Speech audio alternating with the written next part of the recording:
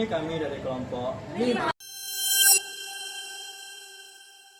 akan membahas mengenai perselisihan hubungan kerja dalam rangka memenuhi tugas mata kuliah Hukum Ketenagakerjaan dengan dosen pengampu Ibu Ratna Dewi SHMH. Selamat menyaksikan. Baik, seperti yang dapat kita saksikan, ini menunjukkan bahwasanya perusahaan kita mengalami penurunan yang sangat drastis. Tentunya hal ini. Permisi, Pak. Ya, Mbak, ada apa? Boleh duduk dulu? Tidak perlu, Pak. Kami di sini hanya minta kejelasan kepada Bapak. Mengapa di lembur kami selama 3 bulan tidak dibayarkan? Padahal sudah ada aturan yang jelas dalam perjanjian kita. Mbak, tenang dulu ya. Tapi kondisi perusahaan saat ini sedang tidak stabil, Mbak. Mengharap Mbak dapat memahami situasi ini. Kalau terus seperti ini, bagaimana pasti kami bekerja? Hak kami salah diabaikan. Sebentar, kita jangan saling menyalahi dulu. Tentunya masalah ini, kalau tidak diselesaikan, ini bisa termasuk perselisihan hubungan kerja. Mbak, tenang dulu. Sekarang Mbak silakan duduk. Kita cari solusinya bersama-sama. Dari cuplikan singkat tadi, kita bisa melihat bagaimana perselisihan hubungan kerja dapat terjadi dalam kehidupan sehari-hari. Tentunya hal itu akan mengganggu komunikasi antara atasan dan juga bawahan. Dari kejadian tadi, kita bisa melihat bahwa banyak pekerja yang sedang mengalami masalah di tempat kerja, tetapi belum memahami apa itu perselisihan hubungan kerja dan bagaimana cara menyikapinya. Secara pengertian, perselisihan hubungan kerja adalah perbedaan pendapat yang berkembang menjadi pertentangan antara pekerja atau serikat kerja dengan pengusaha atau pimpinan perusahaan. Perbedaan pendapat ini biasanya berkaitan dengan hak, kepentingan, dan hubungan antar serikat pekerja dalam satu perusahaan. Pengertian ini diatur dalam Undang-Undang Nomor 2 Tahun 2004 tentang penyelesaian perselisihan hubungan industrial.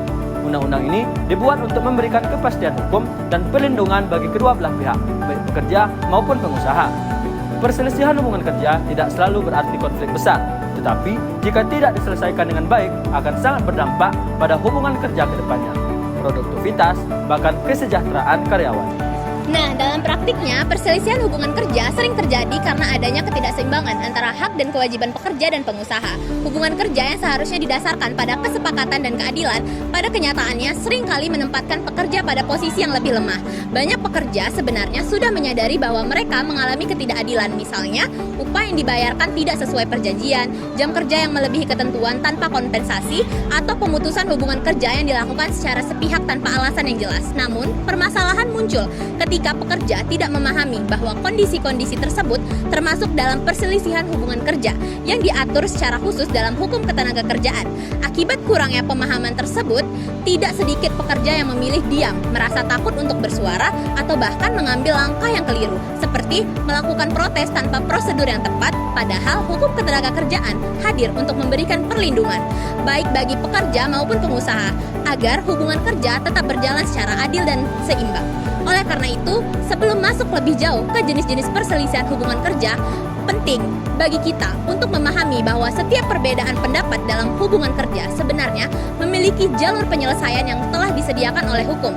Pemahaman inilah yang menjadi dasar agar perselisihan dapat diselesaikan secara tepat dan tidak merugikan salah satu pihak. Menurut Undang-Undang Nomor 2 Tahun 2004, terdapat 4 jenis perselisihan hubungan kerja. Yang pertama itu perselisihan hak. Perselisihan ini terjadi apabila hak normatif pekerja yang sudah diatur dalam perjanjian kerja, peraturan perusahaan, atau peraturan perundang-undangan tidak dipenuhi oleh penguasa. Yang kedua itu perselisihan kepentingan. Perselisihan ini muncul ketika terdapat perbedaan pendapat mengenai penetapan cara kerja baru yang belum diatur sebelumnya, seperti tuntutan kenaikan upah atau perubahan jam kerja. Yang ketiga ada perselisihan pemutusan hubungan kerja atau PHK. Perselisihan ini terjadi ketika pekerjaan pengusaha tidak sepakat mengenai alasan, prosedur, atau akibat PHK. Yang keempat, perselisihan antara serikat pekerja dalam satu perusahaan yang biasanya berkaitan dengan keanggotaan, kepengurusan, atau pelaksanaan hak serikat pekerja.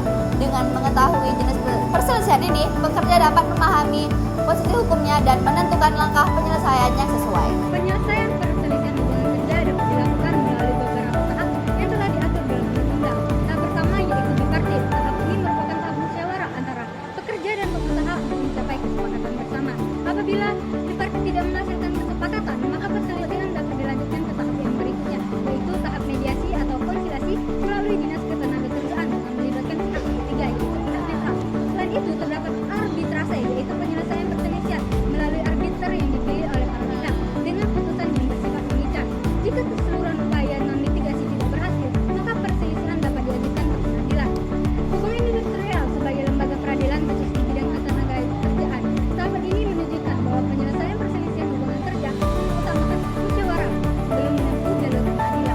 Dari penjelasan yang sudah disampaikan sebelumnya, dapat kita pahami bahwa perselisihan hubungan kerja merupakan persoalan yang sangat dekat dengan kehidupan pekerja dan pengusaha.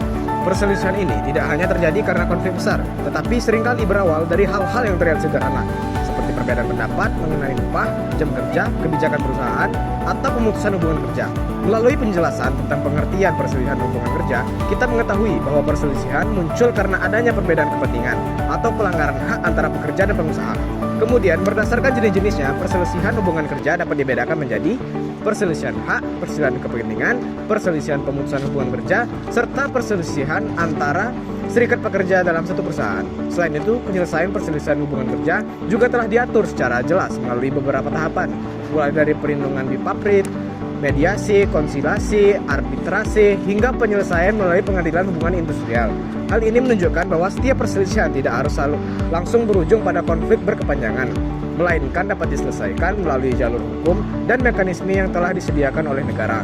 Dengan memahami materi ini, diharapkan pekerja maupun pengusaha dapat lebih bijak dalam menyikapi perbedaan yang terjadi, serta mengutamakan penyelesaian secara adil dan sesuai dengan ketentuan peraturan perundang-undangan. Kenali hakmu sebagai pekerja, karena memahami hukum adalah langkah awal untuk melindungi diri. Jangan diam ketika hak dilanggar, karena hukum hadir untuk memberikan perlindungan. Setiap perselisihan pasti punya jalan penyelesaian asal kita tahu jalurnya. Musyawarah merupakan langkah awal, tetapi hukum tetap menopang. Jangan biarkan ketidaktahuan membuat kita kehilangan hak yang seharusnya kita miliki.